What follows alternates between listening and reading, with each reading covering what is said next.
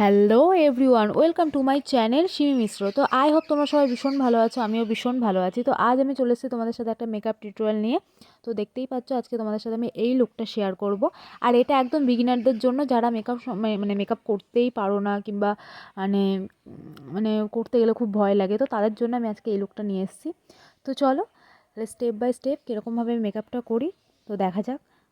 তাহলে চলো makeup টিউটোরিয়ালটা start করা যাক। আর মেকআপ টিউটোরিয়ালটা স্টার্ট করার আগে যারা আমার চ্যানেলে নতুন রয়েছে তারা অবশ্যই আমার চ্যানেলটিকে সাবস্ক্রাইব করে দাও অ্যান্ড বেল আইকনটা অন করে দাও।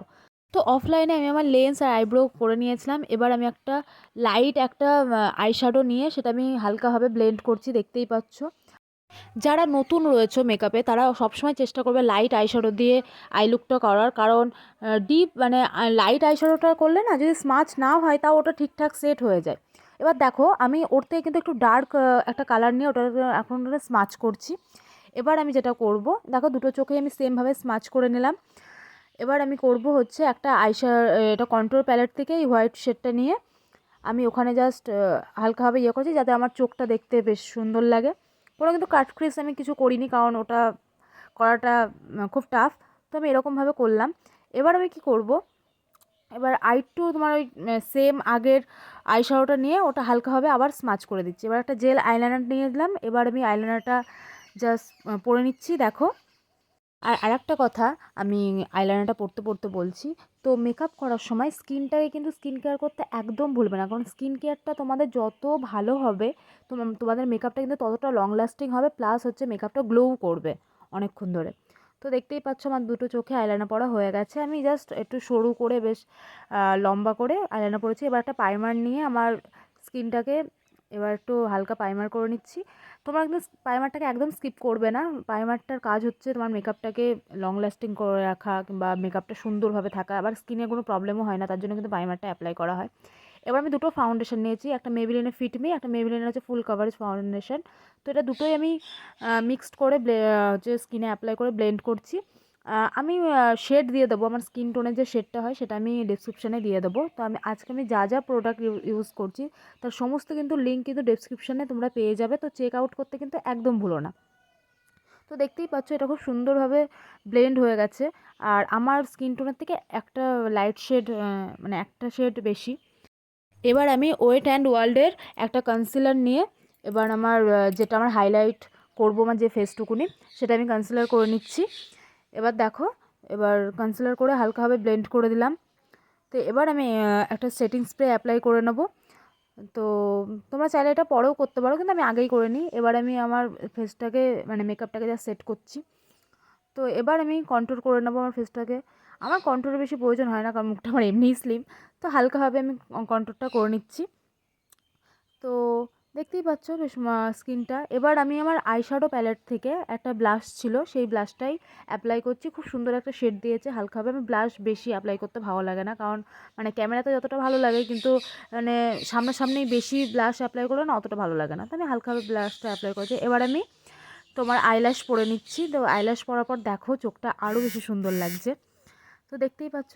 তো মোটামুটি এখন বেশ সুন্দর একটা হয়েছে। এবার আমার কন্ট্রোরটাকে আমি হালকা যাতে শার্প দেখানোর জন্য আমি এরকম একটা লাইন করে এটা জাস্ট ব্রাশের সাহায্যে ওটা আমি ঝেড়ে ফেলবো।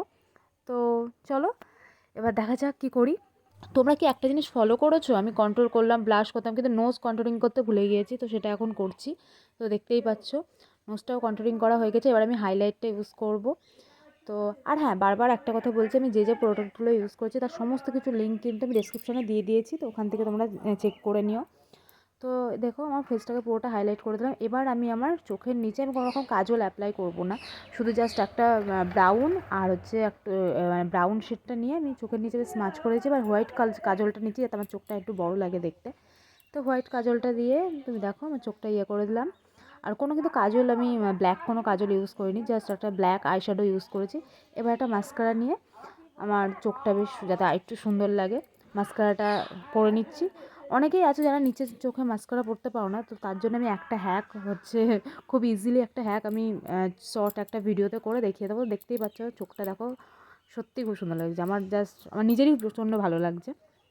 এবার আমি লিপস্টিকটা পরবো, কিন্তু এখানে আমি দুটো লিপস্টিকের শেড নেবো। একটা হচ্ছে এটা হচ্ছে মেরুন, ঠিক আছে। আমি মেরুন শেডটা নিয়ে আমি কোনো লিপ লাইনারটা ইউজ করলাম না, যেহেতু ম্যাট লিপস্টিক।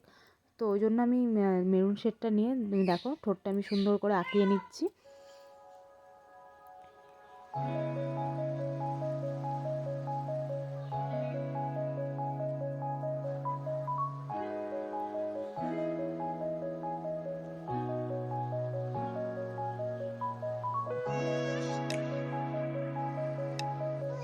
এবার আমি একটা রেড কালারের লিপস্টিক নিয়ে আমার মাঝখানটা জাস্ট যেটুকুনি ফাঁকা রয়েছে ওইটুকুনিতে আমি পরে নেবো। তারপরে দেখবে তোমার দুটো লিপস্টিক মিক্স করে যে শেডটা আসবে, ওয়াও।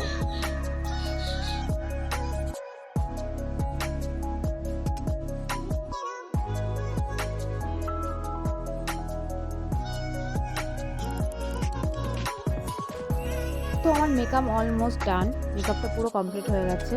তো এবার চলো হেয়ার স্টাইল করে এক্ষুনি ফিরছি।